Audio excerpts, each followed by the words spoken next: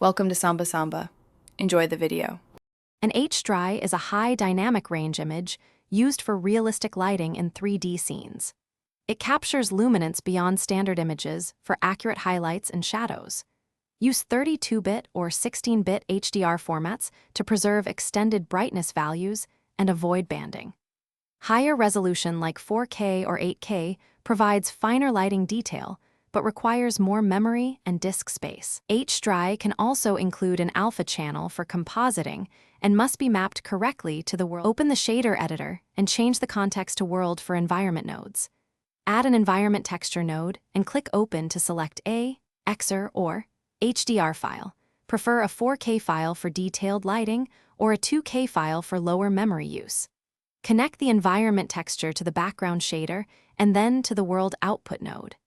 Add texture coordinate and mapping nodes to rotate and scale the HDRI by specific degrees. This lets you aim the sun or reflection against your scene with precision.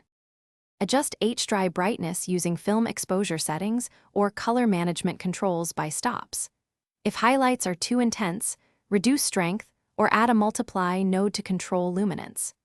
Use denoising and limit render samples to manage noise from bright areas while keeping reasonable render times.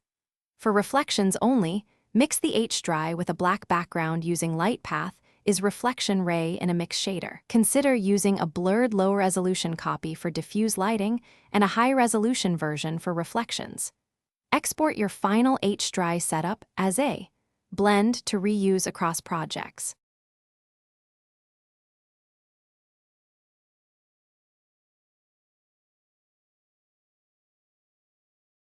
Thanks for watching. Consider subscribing if we helped you.